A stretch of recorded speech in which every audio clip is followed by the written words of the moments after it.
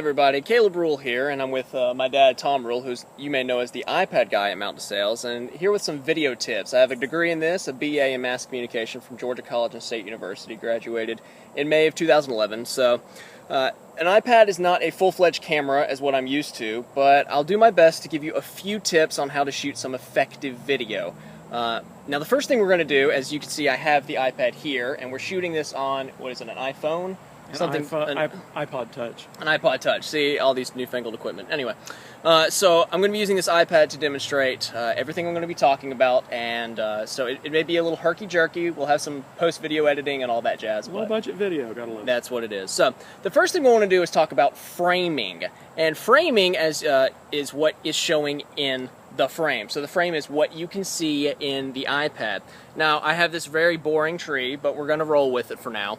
As you can see, you know, it is in the frame. So, but the top of the tree is now in the frame, okay? So the biggest thing you want to think of with framing is you don't want it always in the center. Now, let's pretend this is a person. In fact, I'm going to have my dad walk around and go in front of the tree, and he's going to take the iPad, or the iPod. Okay, so the audio is going to be a little tricky here, but, so, you're looking at me, I'm looking at you, this is hilarious. But what I'm doing is I am framing up my dad right now. So right now he's in the center, and it's a little unstable, but we'll get to that in a second on some stability tricks. But it's not the best. See, Dad, if you will face that way a little bit.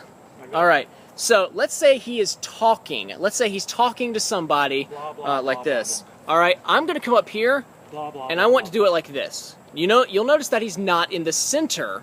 In fact, he has a little bit more room on this side. Why? That's called headroom. And what I want to do is you want to give the subject, whatever you're shooting, a little bit of extra room in front of the direction that they're facing. So you don't want him perfectly center, because if he points like that, I lost it. But if I have it a little bit like this, you know, you may not get all of it, but you'll at least get a lot of it. And if he's talking, then you've got the little bit of stuff on the right here. Now, if the same thing with the left, you know, if he starts talking to the left, thank you, then same thing. It looks better if it's like this than if it's like this, because guess what? He's looking this way. You've got all this empty space on this side of the iPad. Nothing's going on. So you want to kind of fill that space up with him looking this way. Second thing I want to talk about with framing, Cat shot. There's a cat shot. So we can use a cat here. Let's go with this, okay? So let's see if the cat will start moving. This is going to be hilarious, okay? So, we're looking at the cat. Hi. You're not going to meow, are you? Of course not. You're really not? Okay. So for the cat. So the cat is looking to the right. So I want it like this, because see, the cat's looking. So, okay. Perfect. Did you see what I did there? You may not have, but what I did there, good girl, is I gave it, the subject, the cat in this case, a little bit of extra headroom as she was moving left to right. So it's tricky, because what you want to do, and I'll come back here, is let's say the tree is moving left, going this way, okay? So as it moves, you want to move with it, but you don't want the person to be here. So let's say it's the cat's moving. You don't want the cat to be here on the screen. You want the cat to be here, because it's moving this way, so you want to move a little bit ahead of the whatever it is that you're shooting if it's moving. Now here, I'll walk. So I'll give you another example. So we'll set it up.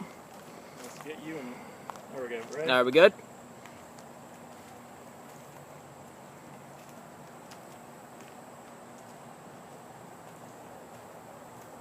All right, that'll good. So you want to do it how you shouldn't do it? Let's do it badly. I think that would be a good tip. All right. Yeah. I don't do badly, so this is going to be hard for... I'm just kidding. All right, do it. Go.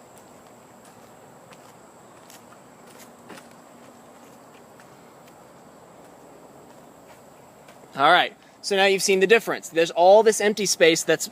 So the first time, I had him framed here in the middle, and actually, oh, that's convenient. So I had him kind of here on the screen.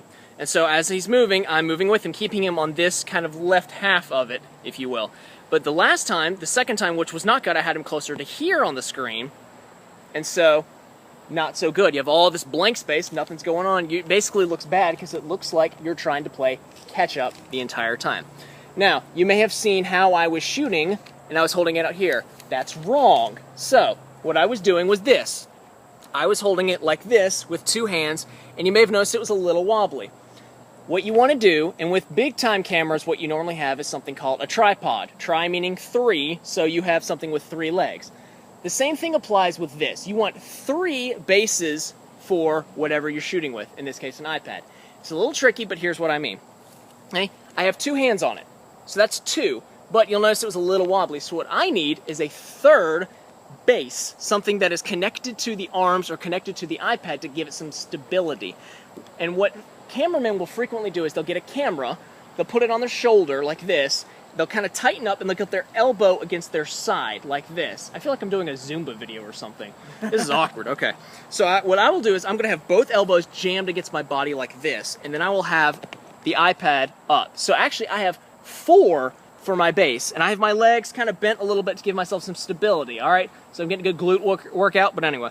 So I'm like this, got the elbows in a little bit, and then kind of holding it tight like this, okay? Now, I wanted to show you the difference, so Dad, what I'm going to have you do is I'm going to have you start walking. Okay. And you'll see that I'm moving my legs or something, and you have to figure this out. This takes a little experimenting. All the while, I'm keeping my elbows put in to my body. Alright, so this is how the correct way to do it. Now I'm going to do it the incorrect way if you'll do the same path again. Okay. I'm just going to hold it out, or I'll even hold it one hand. I'm going to hold it one hand here. Got it. Okay. Alright. You may notice a bunch of little shakes going on right now. That's your hand, alright? 2 hands now. Maybe get some of those bigger shakes out. And that's poor framing, you'll notice. That's better framing. Okay. You'll notice the lighting was a little tricky as well, but we'll get to that, okay? So far we've talked about proper framing, keeping everybody in correctly, and we've talked about elbows in, iPad out, do your thing, okay? The third thing we're going to talk about is close-ups versus a full body shot. Full body shot. There we go. Hello. I look like a bum. I'm on vacation. It's Labor Day, so sue me. And then we have a close-up. So, hi. Close-up. That's way too close. Okay, don't do that, please. So I'm going to do this on the iPad. And here's when to use either, okay? A full body shot you want when something's going on with the lower part of the body. So let's say they're walking. Often I will use a full body shot. So I'll scoot back a touch. Something like that. So start walking, please. All right, that makes sense. And I'm shooting badly, you'll notice, so I'll put the elbows in. Okay. Something like that. Okay. Why don't we do a close-up of walking? Let's do it. Yeah. So I'm going to come up, and you'll notice it's quite tricky with an iPad, because with an iPad you can't zoom, so I'm all up in his grill. I outgrew grill. Yeah, anyway. Now see, what you do is you get the big red gum wrapper, and then you put it around your teeth, and yeah, that was 5 years ago. That's when I was in college. So something like this.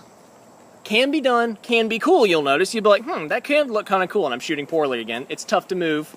So, as you'll notice, there's not one tried and true method for everything. Sometimes you have to adjust on the fly. So let's say he's walking and I need something that's close like this to show what's going on. Maybe I can't. Go that way. Maybe I can't get the elbows in. I have them now, but maybe he's getting too far away. Then maybe I'll have one elbow in. Or maybe I'll just have to wing it and I'll just have to go and push it out, something like this. And that's a jerk move. So you never know. Sometimes that will happen. So don't be afraid to mix it up a little bit. You got to figure out what works for you best.